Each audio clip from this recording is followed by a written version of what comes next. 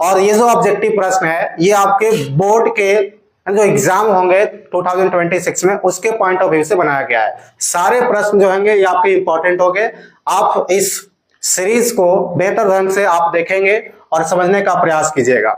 देखिए सबसे पहले यहां ध्यान दीजिए, hard work is the key to success. जो कड़ी मेहनत होता है, आप जो कड़ी मेहनत करेंगे वही आपका क्या है, सफलता की कुंजी होती है। मतलब आप अगर सक्सेस होना चाहते हैं, सफल होना चाहते हैं, तो एक ही उपाय है और वो हार्ड वर्क है। ऐसा नहीं कि आपके अंदर एबिलिटी है, आप तेज हैं तो आप कुछ भी कर पाएंगे, ऐसा कुछ भी नहीं है। जब तक आप हार्ड वर्क नहीं करना सीखेंगे तब तक स्मार्ट वर्क भी करना आपको नहीं आएगा। कई लोग कहते हैं कि स्मार्ट वर्क करना होगा तब जाकर के आगे बढ़ेंगे। स्मार्ट वर्क करना तभी आएगा जब आप हार्ड वर्क करना सीखेंगे, क्योंकि हार्ड वर्क से स्मार्ट वर्क करने आ जाता है। चलिए यहां पर हम लोग देखिए फिजिक्स में चैप्टर 1 है इलेक्ट्रिक चार्ज एंड फील्ड। इसका हम लोग करेंगे ऑब्जेक्टिव क्वेश्चन, जो कि एक आपको ब्रह्मास्त्र साबित होगा बोर्ड एग्जाम 2026 के लिए। हर एक क्वेश्चन इस सीरीज का आपको इंपॉर्टेंट होगा। आइए हम लोग डिस्कस करते हैं एक एक करके प्रश्न को। देखिए जो चैप्टर 1 है इलेक्ट्रिक चार्ज एंड फील्ड, उसमें जो आपका जो टॉपिक एक आता है वो आता है इलेक्ट्रिक फील्ड एंड डाइपोल। इस पर बेस्ड सारे क्वेश्चन हम लोग अभी करेंगे। फर्स्ट क्वेश्चन देखिए इसका है, the number of electrons that should be removed from an uncharged body to have a charge of 1 coulomb. प्रश्न को समझ लीजिए कि कैसे इसको करना और क्या कर। देखिए कहता है the number of electrons that should be removed from an uncharged body to have charge of 1 coulomb. कहता नंबर ऑफ इलेक्ट्रॉन कितना होगा, should be removed from an uncharged body to have a charge 1 coulomb। यदि किसी uncharged body से एक electron को remove किया जाता है, ठीक है, तो कितने इलेक्ट्रॉन, सॉरी जो आप चार्ज यहां से जो इलेक्ट्रॉन रिमूव किया गया है उसके कारण चार्ज डेवलप होता है, और चार्ज कितना डेवलप हो रहा है, 1 कूलम हो रहा है। तो आप किसी बॉडी को, देखिए कोई बॉडी है और इसको हम क्या कर रहे हैं, चार्ज कर रहे हैं। तो चार्ज कैसे हुआ है, तो इससे इलेक्ट्रॉन रिमूव हुआ है। अब अगर इस बॉडी पर इलेक्ट्रॉन रिमूव होने के कारण इस पे चार्ज आपका कितना डेवलप हुआ, 1 कूलम चार्ज डेवलप हुआ है, तो कितने नंबर ऑफ इलेक्ट्रॉन यहां से रिमूव हुआ होगा। तो आइए इसको कैलकुलेट करते हैं। देखिए इसको कैलकुलेट करने के लिए हम लोग यहां से मान लीजिए आपका कहता है कि एक बॉडी है और इस बॉडी पे चार्ज डेवलप हुआ है, कैसे, इलेक्ट्रॉन को रिमूव करने से। तो पूछ रहा है कितने नंबर ऑफ इलेक्ट्रॉन यहां से रिमूव हुआ, अर्थात n का वैल्यू बताइए। और जो चार्ज डेवलप हुआ इलेक्ट्रॉन को रिमूव करने से वो आपका q का वैल्यू गिवन है 1 कूलम। तो देखिए 1 कूलम चार्ज गिवन है और यहाँ n का वैल्यू आपसे पूछ रहा है, और E का जो वैल्यू होता है वो 1.6 into 10 to the power minus 19 coulomb होता है। ये आपका एक इलेक्ट्रॉन पे चार्ज होता है 1.6, 10 का पावर माइनस 19 कूलम। और बोलिए देखिए चार्ज कितना डेवलप हुआ है, तो 1 कूलम। आपसे क्या पूछ रहा है, n। आप एक फॉर्मूला जानते हैं, देखिए q is equal to formula होता है n इंटू ई। q का फॉर्मूला क्या होता है, n इंटू ई होता है। अब यहां से चार्ज रख दीजिए, देखिए चार्ज का वैल्यू कितना है, 1 coulomb is equal to n find करना है इंटू ई का value 1.6, 10 to the power minus 19 coulomb.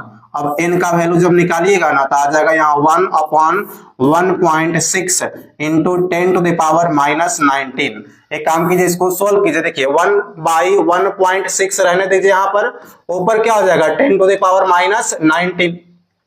अब देखिए यहाँ पर आपका क्या पॉइंट, इसको हटाइएगा तो ऊपर कितना हो जाएगा 10 हो जाएगा। जब इसको सोल्व कीजिएगा ना तो आपका आ जाएगा वैल्यू 0.625। अच्छा एक मिनट देखिए 10 का पावर माइनस 19 है, जब इसको ऊपर ले जाइएगा तो इसका साइन क्या हो जाएगा, चेंज, प्लस में हो जाएगा 10 टू द पावर 19। और ये आ जाएगा वैल्यू, जब उसको डिवाइड कीजिएगा 10 में 16 से तो 0.625 आएगा इंटू 10 टू द पावर 19। अब देखिए ये आपका क्या हो गया आंसर, मतलब जो नंबर ऑफ इलेक्ट्रॉन होगा वो 0.625 इंटू 10 का पावर 19 है, लेकिन ऐसा कोई भी ऑप्शन आपका नहीं दिया हुआ है। तो देखिए इस पॉइंट को यहां अगर शिफ्ट करें तो आपका वैल्यू हो जाएगा 6.25, और जब भी पॉइंट को राइट साइड में शिफ्ट कीजिएगा तो एक पावर घट जाता है, तो 10 टू द पावर 18 हो जाएगा। ये नंबर ऑफ इलेक्ट्रॉन आपका फाइंड हो जाएगा। यानी जब भी किसी बॉडी को चार्ज करते हैं रिमूवल ऑफ इलेक्ट्रॉन से, तो उस पे 1 कूलम चार्ज डेवलप होगा इसके कारण नंबर ऑफ इलेक्ट्रॉन कितने रिमूव हुए होंगे, तो 6.25 10 to the power 18 electron remove होता है। चलिए अगले क्वेश्चन की तरफ बढ़ते हैं हम लोग। देखिए नेक्स्ट क्वेश्चन आपका है, if a sphere of a bad conductor is given charge then it is distributed on. कहता है कि आपके पास एक बैड कंडक्टर है, बैड कंडक्टर समझते हैं कोई चालक रहता है, तो जब किसी भी स्फीयर गोल कुचालक आपका दिया हुआ है, गोलाकार कुचालक, इसको चार्ज इस पर डिस्ट्रीब्यूटेड होता है, देन समझिएगा कहता है सरफेस पर चार्ज डिस्ट्रीब्यूटेड होगा, surface and also inside the surface होगा, और ओनली इनसाइड द सरफेस होगा, और नेक्स्ट ऑप्शन है नॉन ऑफ दिस। क्वेश्चन ये कहता है कि जब आप किसी बैड कंडक्टर को या इंसुलेटर को, जो कुचालक हो, उसको चार्ज देते हैं, तो चार्ज जो डिस्ट्रीब्यूट होगा, मतलब जो फैलेगा चार्ज, जैसे मान लीजिए आपके पास क्या है, कंडक्टर है, और कंडक्टर कैसा है, स्फेरिकल कंडक्टर है, सॉरी ये आपका स्फेरिकल एक बैड कंडक्टर है, बैड कंडक्टर का मतलब इंसुलेटर, तो ये इंसुलेटर है, ठीक है, और इस पर आप क्या करते हैं, चार्ज देते हैं, तो इस पे जब आप चार्ज दीजिएगा तो चार्ज फैलेगा, इसके सरफेस पे फैलेगा कि सिर्फ अंदर चार्ज फैलेगा, इनसाइड में यहां अंदर फैलेगा, या फिर सरफेस पर और अंदर दोनों फैलेगा, ये पूछ रहा है। और अगला जो ऑप्शन है वो है नॉन ऑफ दिस, मतलब यह है कि आप किसी ऑब्जेक्ट को चार्ज देते हैं तो चार्ज फैलेगा। चार्ज कहां कहां फैल सकता है, या तो सरफेस पर, या इनसाइड द सरफेस, या सरफेस और इनसाइड दोनों पर। लेकिन समझिएगा अगर ऐसा स्थिति तब बनता है जो आपका कंडक्टर है, बैड कंडक्टर को अगर आप चार्ज दीजिएगा तो जहां चार्ज दीजिएगा चार्ज तो वहीं रह जाएगा, क्योंकि बैड कंडक्टर में जो इलेक्ट्रॉन होता है वो फ्री इलेक्ट्रॉन नहीं होता है।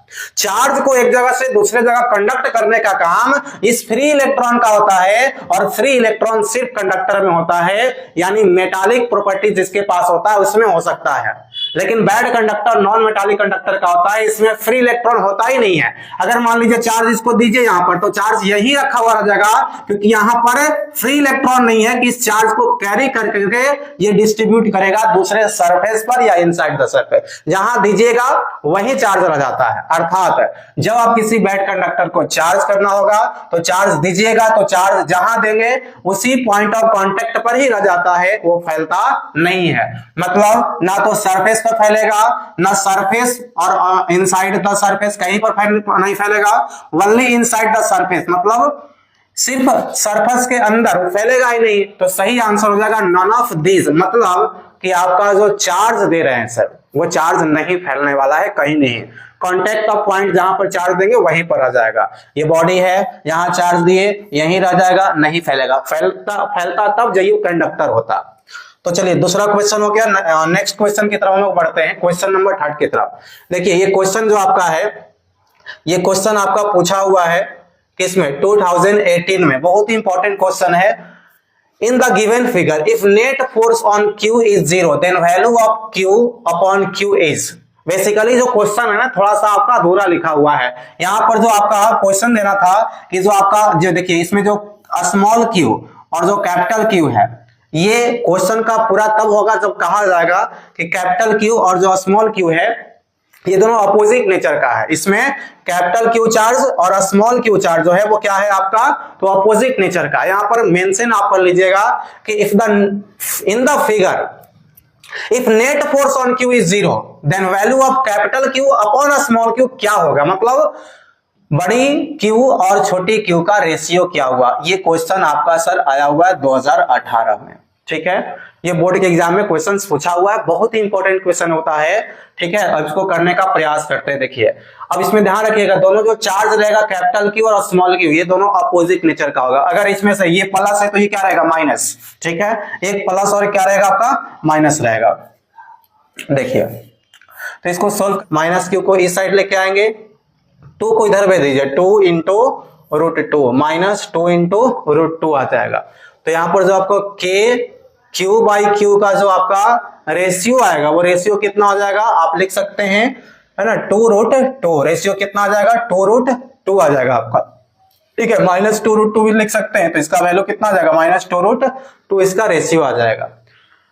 तो ये क्वेश्चन नंबर 3 था। चलिए आगे करते हैं, क्वेश्चन नंबर 4 की तरफ चलते हैं। देखिए नेक्स्ट क्वेश्चन है 4th number, when a body is charged it mass. ये भी क्वेश्चन आपका 2018 यानी 2018 में ये क्वेश्चन आपका पूछा हुआ है। चलिए इसको करने का प्रयास करते हैं। कहता है when a body is charged its mass, अगर कोई बॉडी आपका क्या होता है सर, चार्ज किया जाता है, देन इसका मास क्या होगा। जब किसी बॉडी को आप चार्ज कीजिएगा तो इसका मास क्या होता है। देखिए किसी बॉडी को चार्ज करने से होगा क्या, इलेक्ट्रॉन या तो उससे निकल जाएगा या इलेक्ट्रॉन उस पर चला आएगा। अब इलेक्ट्रॉन का भी तो अपना कुछ ना कुछ मास होता है। जब इलेक्ट्रॉन निकलेगा तो अपना मास लेकर के जाएगा, तो उस पे जो मास होगा घट जाएगा किसी बॉडी पर। और जब इलेक्ट्रॉन आएगा किसी एटम पर, मान लीजिए ये आपका क्या एटम है, इस पे इलेक्ट्रॉन चला आया तो अपना मास लेकर के आएगा, तो मास लेकर आएगा तो इसका मास बढ़ जाएगा। और इलेक्ट्रॉन इससे निकाल कर दे दिएगा तो इलेक्ट्रॉन निकल ही गया तो अपना मास लेके न जाएगा, तो कुछ लेके गया तो घट गया। तो बॉडी जब चार्ज होगा तो घट भी सकता है मास, बढ़ भी सकता है, मतलब मे भी इंक्रीज और डिक्रीज हो सकता है। नेक्स्ट समझिएगा, the electric field intensity at infinite distance from an electric charge.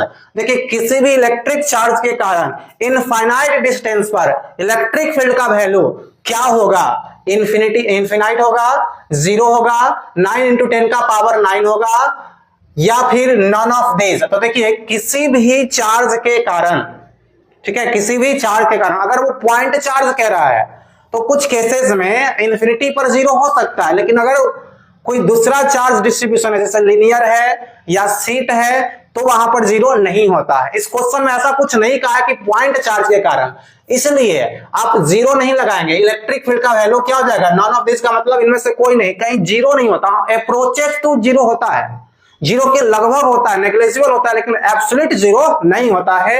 हाँ पॉइंट चार्ज अगर कहता तो हम लोग 0 लगा लेते। चलिए नेक्स्ट क्वेश्चन की तरफ पढ़ते हैं। If distance of two charges from the origin is increased then the value of the electrostatics force. यदि दो चार्जेस के बीच का डिस्टेंस को क्या किया जाता है, बढ़ाया जाता है, तो आप बताइए फोर्स का फॉर्मूला क्या होता है। फोर्स का फॉर्मूला होता है K Q1 Q2 upon R square. ये R क्या है, दोनों डिस्टेंस, दोनों चार्ज के बीच का डिस्टेंस। इस फॉर्मूला से फोर्स जो होता है वो आपका डिस्टेंस के स्क्वायर का इनवर्सली प्रोपोर्शनल। यदि आप डिस्टेंस बढ़ाइएगा तो फोर्स क्या हो जाएगा, आपका घट जाएगा। मतलब if distance of two charges from the origin is increased then the value of electrostatics force. ये सर डिस्टेंस बढ़ाने पर फोर्स आपका घटता है और डिस्टेंस घटाने पर फोर्स बढ़ जाता है, क्योंकि इनवर्सली प्रोपोर्शनल होता है। चलिए नेक्स्ट क्वेश्चन की तरफ चलिए, 7 नंबर प्रश्न पर आते हैं। क्वेश्चन आपका है कि charges A and B attract each other. A और बी एक दूसरे को क्या कर रहा है, अट्रैक्ट कर रहा है। अट्रैक्ट तभी ना करेगा जब एक प्लस और एक क्या हो, माइनस। या मान लीजिए ना बी प्लस है और ए क्या है, माइनस, एक दूसरे अपोजिट होगा तभी अट्रैक्ट करेगा। दूसरा कहता है कि चार्ज बी और सी क्या कर रहा है, एक दूसरे को अट्रैक्ट। तो मान लीजिए आप किसी इनिशियली फेज में पहले स्टार्टिंग में क्या मानते हैं कि ए प्लस है बी माइनस है, तो दोनों एक दूसरे को क्या करेगा, अट्रैक्ट करेगा। अब C के साथ B का भी अट्रैक्शन हो रहा है, इसका मतलब अगर ये माइनस रहेगा तो ये कैसा हो जाएगा, प्लस, तभी अट्रैक्शन होगा। अब कहता है कि देन A एंड C क्या करेगा। तो देखिए इस स्थिति में A और C आपका क्या हो जाएगा, पॉजिटिव दोनों हो जाएगा। इसका दूसरा उल्टा केस मान के चलिए, अगर मान लेते कि A हमारा नेगेटिव होता, B पॉजिटिव होता और B और C में अट्रैक्शन हो रहा है, तो C कैसा होता, नेगेटिव। यहां भी A और C कैसा हो जाएगा, नेगेटिव हो जाएगा। तो आपका A और जो C होगा वो किसी भी केसेस में आपका क्या होने वाला है, सेम नेचर का हो जाएगा, इसलिए एक दूसरे को क्या करेगा, रिपेल। तो A और C आपका एक दूसरे को क्या करने वाला है, repel each other, repel each other करेगा। चलिए अगले क्वेश्चन पे बढ़ते हैं। क्वेश्चन नंबर 7 हो गया आपका। क्वेश्चन नंबर 8 की तरफ चलते हैं। देखिए कहता है neutral metallic particle is brought near a metallic plate pairing positive charge, the electric force on the metallic particle will be. कहता है कि न्यूट्रल मेटालिक पार्टिकल को, मतलब एक उदासीन पार्टिकल है जिसको किसके नजदीक लाया जाता है, तो मेटालिक प्लेट के नजदीक लाया जाता है जिस पर पॉजिटिव चार्ज पहले से है। देखिए एक मेटालिक प्लेट है, इस पर पहले से कैसा चार्ज है, पॉजिटिव चार्ज है, और इसके नजदीक किसी न्यूट्रल उदासीन पार्टिकल्स को जब इसके नजदीक लाइएगा तो कहता है electric force on the metallic particles. इस मेटालिक पार्टिकल्स पर कैसा इलेक्ट्रिक फोर्स लगता है। जब भी आप किसी न्यूट्रल बॉडी को किसी चार्ज्ड बॉडी के पास लाते हैं तो ये तो न्यूट्रल है और इस पर क्या है चार्ज, चाहे प्लस या माइनस कुछ भी हो सकता है, तो हमेशा न्यूट्रल बॉडी इस चार्ज्ड बॉडी की तरफ अट्रैक्ट होता है, कभी रिपेल नहीं होगा। रिपेल तभी हो सकता है जब दोनों क्या हो, अपोजिट नेचर का हो, या एक प्लस और एक माइनस हो तो क्या होगा, अट्रैक्ट होगा, या एक न्यूट्रल हो और एक चार्ज्ड हो तो अट्रैक्ट होता है। रिपेल तब होगा जब दोनों सेम नेचर का, दोनों प्लस प्लस हो या दोनों माइनस माइनस हो। दो केसेस में अट्रैक्शन होगा, एक पे चार्ज प्लस दूसरे पे माइनस, या एक पे कोई भी चार्ज हो दूसरा कैसा हो, न्यूट्रल हो, तो अट्रैक्शन होता है। तो इस केसेस में हम लोग लिखेंगे यहां पर जो आपका होगा, देखिए जो पार्टिकल्स होगा वो अट्रैक्ट होगा, मतलब टुवर्ड्स द प्लेट जाएगा। तो यहां पर लिख सकते हैं आप कि डायरेक्टेड टुवर्ड्स द प्लेट, जो आपका पार्टिकल्स होगा मेटालिक वो प्लेट की तरफ आकर्षित होगा, प्लेट की तरफ वहां पर जाएगा। चलिए क्वेश्चन नंबर 9 की तरफ बढ़ते हैं। क्वेश्चन नंबर 8 हो गया है। क्वेश्चन नंबर 9 क्या कहता है, देखिए क्वेश्चन नंबर 9 आपका है a point charge is Q, a point charge is Q. एक आपका पॉइंट चार्ज क्यू है, is rotated around another point charge capital Q in circular path, work done by the electric field on it will be. देखिए कहता है कि आपका एक point charge small Q है और ये कैपिटल क्यू के अराउंड क्या कर रहा है, इस सर्कुलर पाथ पे ऐसे रोटेट कर रहा है। एक point charge small Q rotated around another point charge capital Q on circular path, जब सर्कुलर पाथ पर किसी पॉइंट चार्ज के कारण कोई दूसरा चार्ज रोटेट कर रहा है तो इसके कारण जो इलेक्ट्रिक फील्ड होता है वो हमेशा कंजर्वेटिव होता है, ध्यान रखिएगा।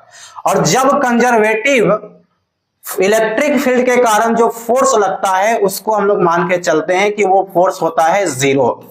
किसी भी स्टैटिक या रेस्ट में जब चार्ज हो तो इसकी चारों तरफ किसी रोटेशनल मोशन या सर्कुलर पाथ में जो इलेक्ट्रिक फील्ड प्रोड्यूस होता है वो कंजर्वेटिव इलेक्ट्रिक फील्ड माना जाता है, और कंजर्वेटिव इलेक्ट्रिक फील्ड के कारण जो फोर्स लगता है वो होता है जीरो। और अगर आपका फोर्स ही जीरो है तो वर्क डन का फॉर्मूला फोर्स इंटू डिस्प्लेसमेंट होता है, तो फोर्स अगर जीरो है तो आपका वर्क डन कितना हो जाएगा, जीरो होगा। तो जब भी प्रश्न पूछे कि एक पॉइंट चार्ज किसी दूसरे चार्ज के चारों तरफ सर्कुलर पाथ पे रोटेट कर रहा है तो इलेक्ट्रिक फील्ड कंजर्वेटिव होने के कारण फोर्स जीरो लगता है, इसलिए वर्क डन कितना हो जाएगा, जीरो हो जाएगा आपका। तो वर्क डन आपका हो जाएगा जीरो, यहां पर देखिए तो वर्क डन कितना हो जाएगा, जीरो। तो ऑप्शन नंबर ए सही हो जाएगा आपका।